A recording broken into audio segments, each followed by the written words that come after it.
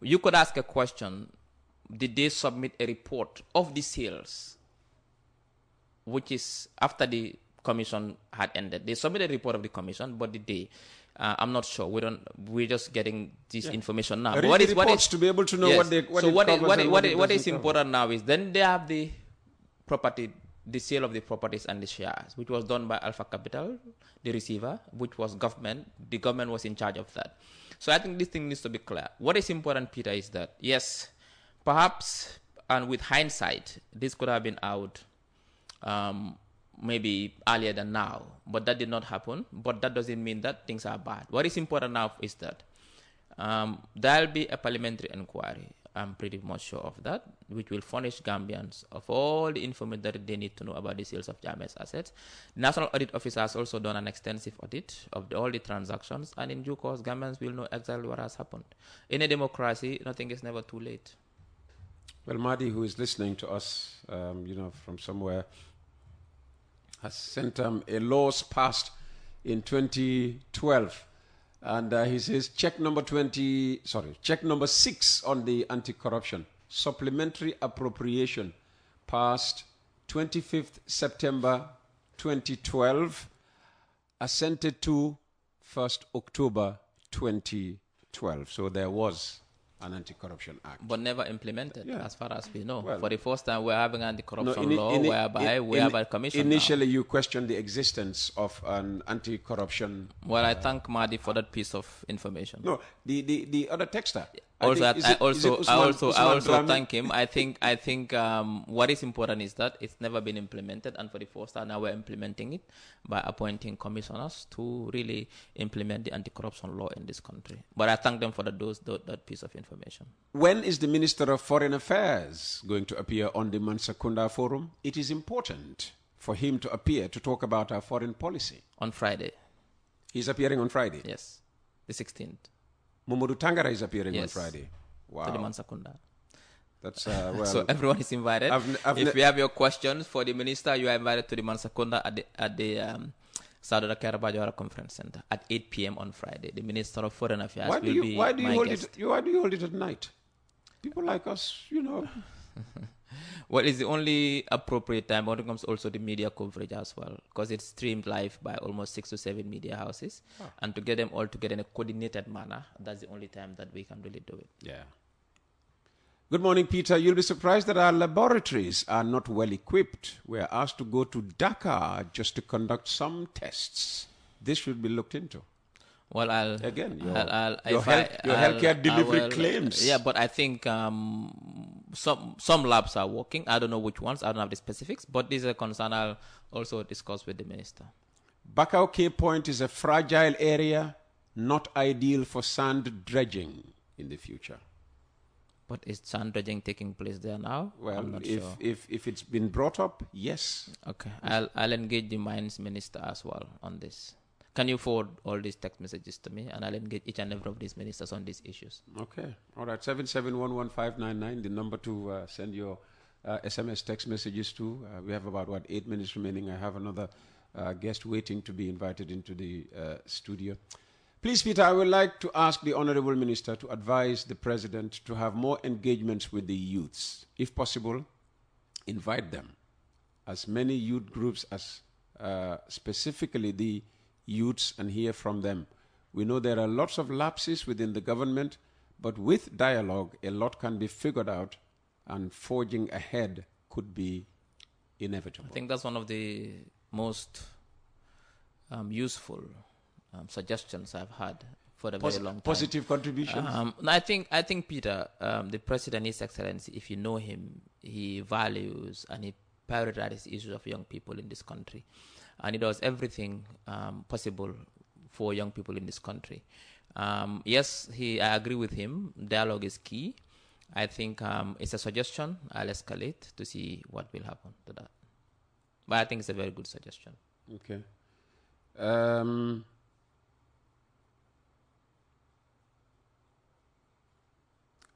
Good morning, Uncle Peter. Can you please tell Dr. Ceesay that I don't like his statement where he always says this government is the most transparent. We expect this government to be most transparent because we are in modern days.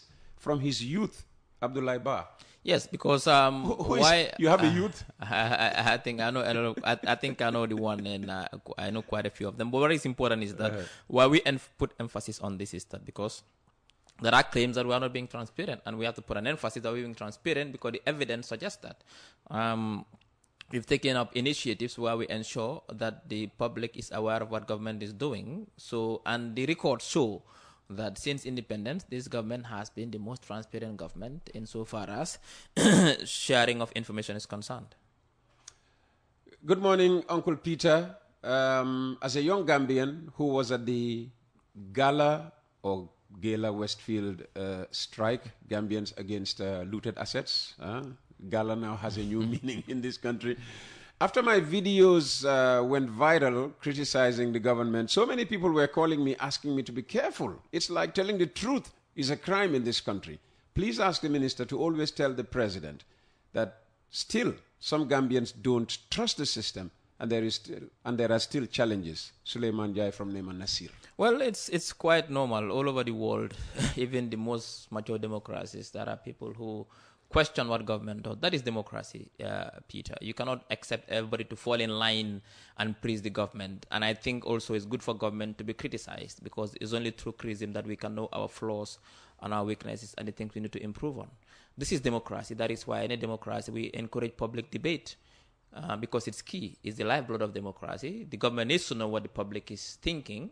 We cannot expect everybody to praise us on a daily basis. We want people to tell us what is not going right so we can make it right. That is our role as a government. Fantastic. You want somebody to tell you what is not going right? Hello, Peter. Please ask the minister if the mammograph at the EFSTH is working. One was donated by a foundation that I had about a year ago. I tried reaching out to the administration several times without success, but we'll also try going there once again. So if I can get that message, I'll call Dr. Bitey of FSTH and he'll give me that information. Okay, well, normally Dr. Bitey listens whenever he has the time. He probably, if he is listening, rest assured he will chime in. Uncle Peter, I am a Banjulian. Even the polyclinic, most of the time, even paracetamol, you would be told to buy.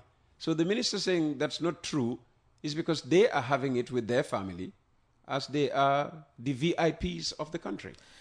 Well, on the former, in terms of even paracetamol, I can speak on that. Like I said, people should not take their experiences to make a generalization of the entire healthcare sector. I think it's unfair. On the latter, on the issue of our families, I think that is irrelevant. As far as I'm concerned, when I get sick or my kids, I take them to EFSTH. It's our hospital. I trust the AFST than any other. Yeah, but any other. You know, you will get VIP treatment. No. Probably you'll be received by Dr. Bitey himself. No. I mean, obviously, what I'm saying is that, Peter, like I said, yes, clearly there are challenges.